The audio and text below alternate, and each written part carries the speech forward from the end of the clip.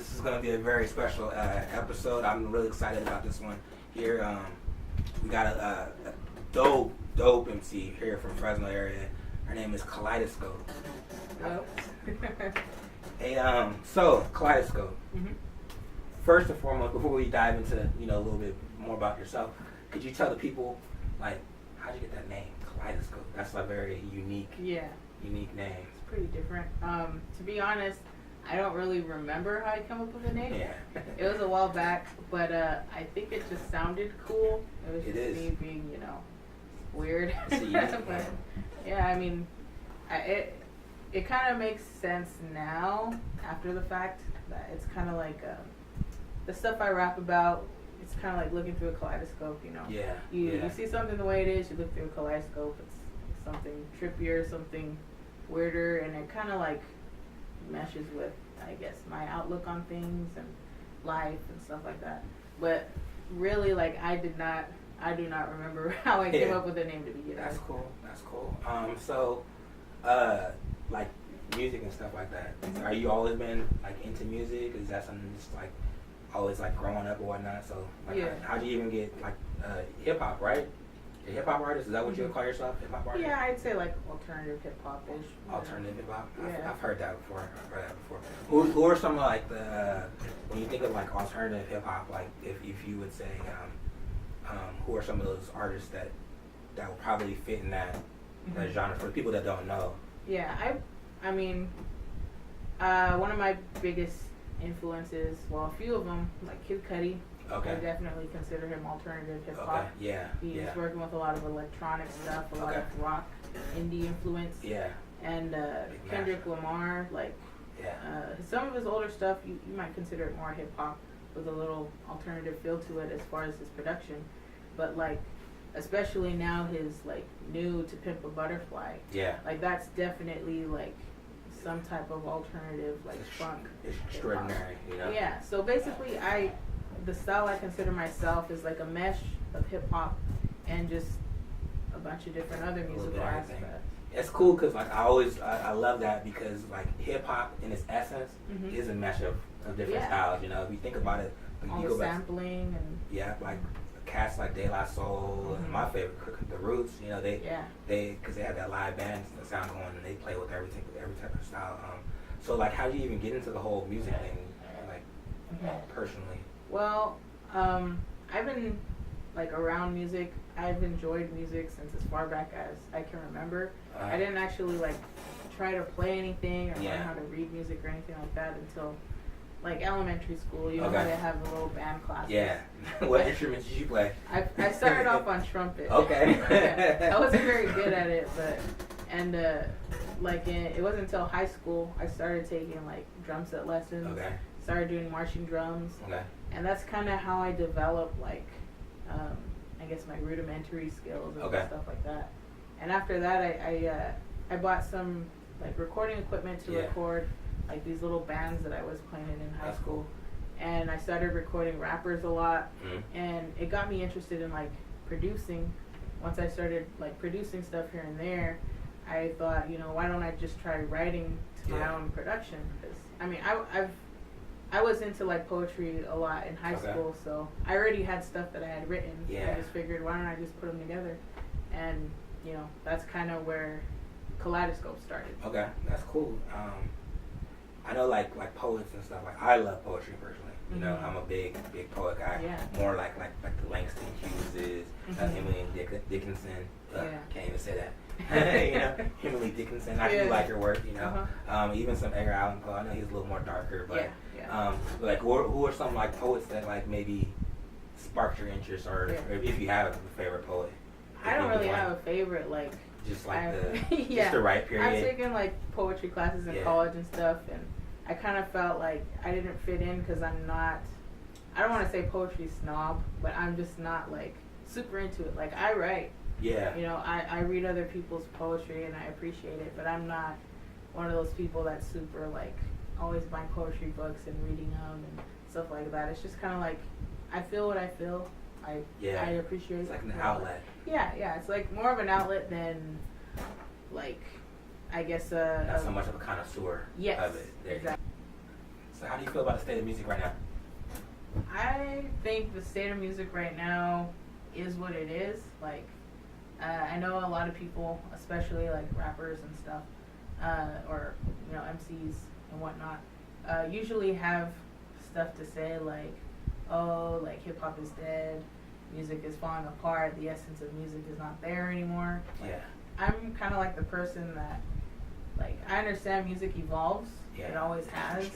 Yeah, and like, I believe that people should just welcome whatever route music is taking. If you don't like it, you don't have to listen to it. Listen to what you're into. Like, especially in today's world, like the internet, you can find anything on the internet. Like, it might not get the same attention as like more commercial artists do. Yeah. It's still out there for you to support and listen to and enjoy. So the state of music is, what it is. So. Yeah, that's cool. I mean, I know, like say with music, like I said, there's so many different things you can choose from and stuff like that. Yeah. And it's kind of like almost like a big buffet, so to speak. And like, let's say you were gonna sit down and have like a meal. So you're gonna have a meal, and then you got to choose two people, an old school artist and somebody of today's, and that's actually today. Yeah. Dead or alive, old school, and then somebody from today. Yeah. Who would you want to sit down with and why? As far as like more old school, I definitely have to go with like Hendrix. Okay. That's dope. Yeah, growing up, like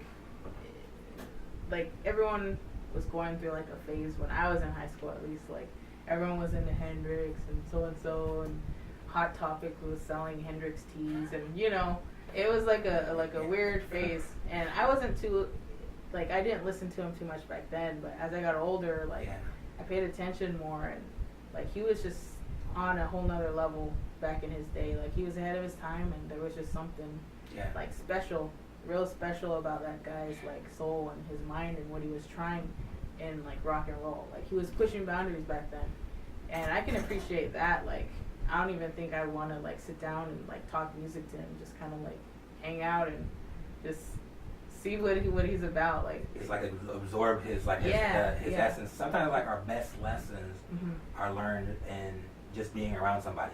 Yeah. Just sitting at their feet and just observing how they operate and stuff like that.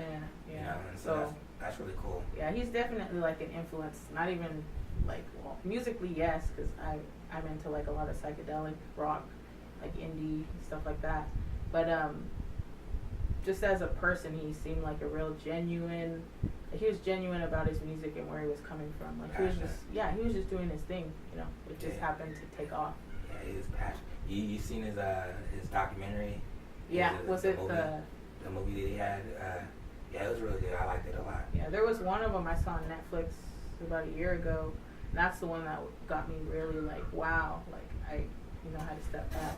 But as far as like a newer artist, I definitely want to sit down with like Kendrick Lamar. Okay. Just because when I first started like rapping, the stuff I was talking about was very like impulsive, like emotionally impulsive, and it was about things that in hindsight is kind of like silly, it was stupid things, it really didn't matter.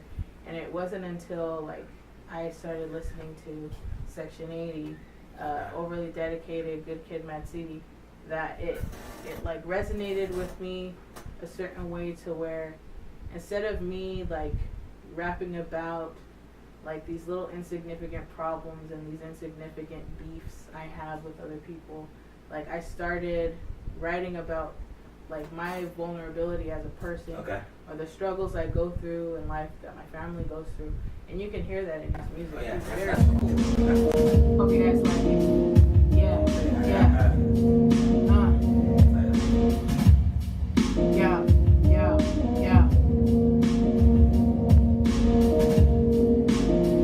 Yo, it was fun while it lasted. My son, such an accent, this telepathic massive become, and yet again I fluctuate. A balance reinstates. Shade discreetly tucks itself, and shadows creep upon my face. Remain composed. The indigenous mind evolves to fear abundance is a no necessary conflict. No exit or escape, ebb and flow. Hot and cold, lunar east soul, my soul. Accept the gravitational pull. Equilibrium bound by physics, natural law, compulsion, and tradition of existence.